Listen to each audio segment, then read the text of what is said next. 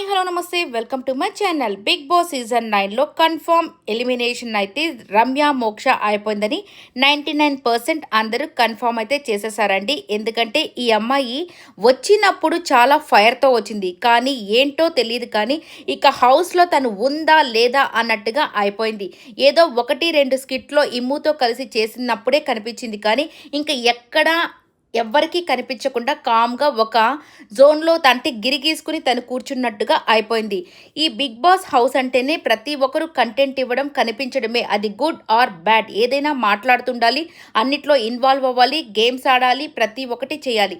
Games వరకు first వీక్లో బాగానే ఆడింది, బట్ సెకండ్ వీక్లో తనకి ఛాన్సెస్ రాలేదు. అలాగే తను గివప్ ఇచ్చేసింది. కాబట్టి నేను ఎవరిని అడగను, నేను నేను నాకు అలాంటిది ఇష్టం లేదు, సో ఎవరికైనా నా మనీ ఇచ్చేస్తాను, ఇలా అనడం కూడా తప్పేనండి ఇక్కడ. ఎందుకంటే మంచితనం అనేది కాదు, కానీ మనము ఎప్పుడు గివప్ ఇవ్వకుండా పోరాడుతూ ఉంటేనే ఇష్టపడుతూ ఉంటారు కదా జనాలు. సో ఈ అమ్మాయి ఎందుకో అస్సలు ఇంపాక్ట్ని క్రియేట్ చేయలేకపోయింది, బట్ అందుకని ఈ అమ్మాయి ఎలిమినేట్ కూడా అయిపోయిందంట. మరి ఈ అమ్మాయి ఎలిమినేషన్ మీద మీరేమంటారో కమెంట్స్ రూపంలో తెలియజేయండి. అలాగే ఇంకా రాము రాథోడ్ అలాగే శ్రీనివాస్ వీళ్ళిద్దరి మధ్య కూడా ఎలిమినేషన్ ఉంటుంది అని అంటున్నారు.